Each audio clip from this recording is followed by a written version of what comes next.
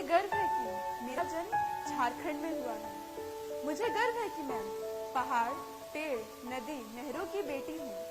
मुझे गर्व है कि मैं एक आदिवासी हूँ। मैंने इस देश से कभी भी कुछ नहीं मांगा। जब भी जरूरत हुई, मेरी झोली में जो कुछ भी था, उसे अपनी भारत माता को देकर एक बेटी का फर्ज पूरा किया। अपना सब कुछ बलिदान करते रहने के कारण मुझे पता ही नहीं चला कि देश कब आगे बढ़ गया।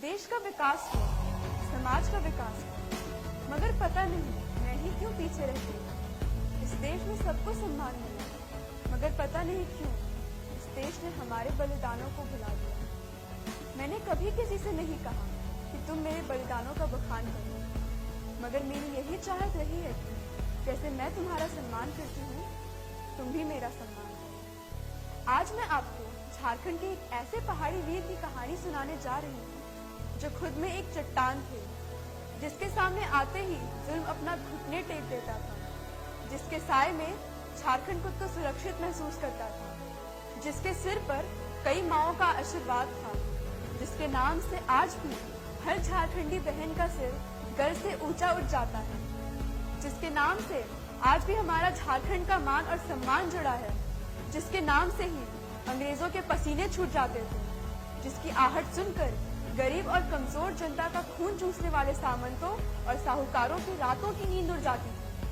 जो भारत माता के सच्चे सपूत थे, जिनका नाम है तिलका मांझी।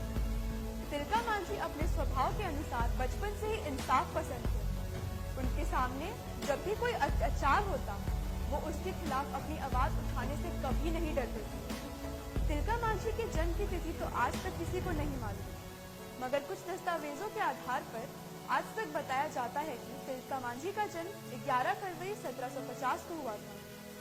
हमारी कहानियों में इस बात का जिक्र किया गया है कि तिलका आम बच्चों से बिल्कुल अलग थे, यानी कि बचपन से ही उनको अच्छे और बुरे का समझ हो गया था। उनको बंधनों में रहने की आदत नहीं थी। उनका मानना था कि भगवान ने ही पहाड़, जल, जंगल, जीव जंतु सबको खुद से बनाया है। इस पर किसी का अधिकार नहीं और ये सभी स्वतंत्र हैं, और हमें भगवान की इस सौगात का सम्मान करना चाहिए और इसकी रक्षा भी करनी चाहिए, क्योंकि इसी के बदौलत हम सबका अस्तित्व है। ना हमें किसी पर अन्याय करना चाहिए और ना किसी के आगे अपना सिर झुकाकर अन्याय सहना चाहिए। अपनी इसी इंसाफ पसंदी सोच को आगे बढ़ाते हुए तिलका मांझी ने आगे चलकर ब्रिटिश सरकार से लोहा लिया। जबरा पहाड़ियां यानी कि तिलका मांझी भारत में अंग्रेजों को चुनौती देने वाले पहले पहाड़ी समुदाय के वीर सपूत थे।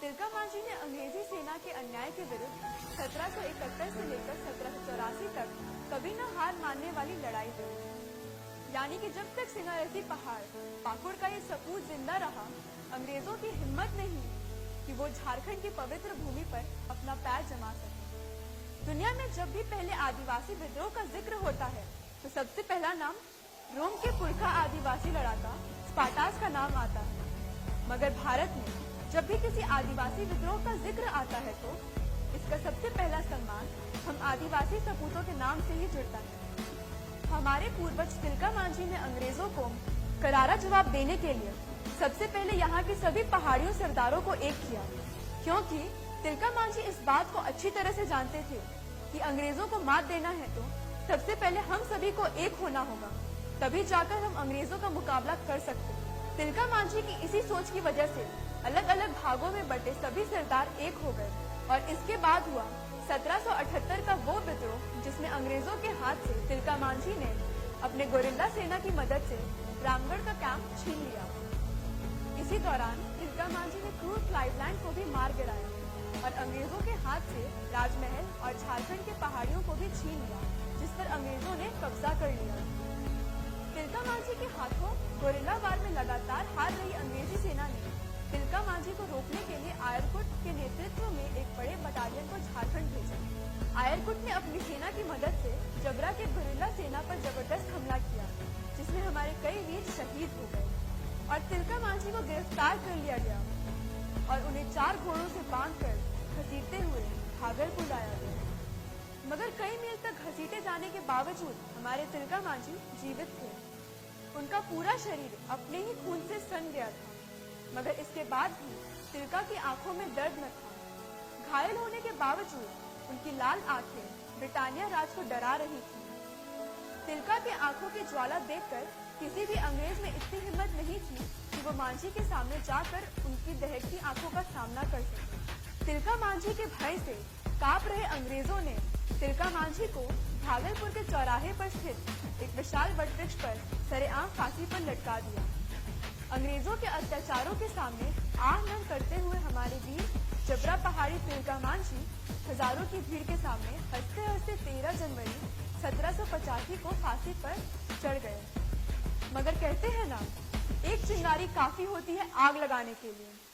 वैसे ही एक शूरवीर का एक कतरा खून काफी होता है सोई हुई जनता को जगाने के लिए। तिलका मांझी के शहादत के बाद में आजादी के हजारों लड़ाकों ने जबरा पहाड़िया का अनुसरण किया और अंग्रेजी सेना के दमन का जवाब देते हुए फांसी को गले लगा दिया। उनके जुबान से दया की भीख की जगह बस एक ही गीत निकलती थी, हांसी हांसी चोड़बो फांसी, हांसी हांसी चोड़बो फांसी।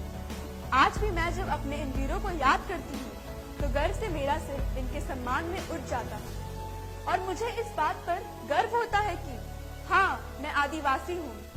क्या हुआ जो हमें भारत की स्वतंत्रता के इतिहास में वो सम्मान नहीं मिला जिसके हम हकदार थे।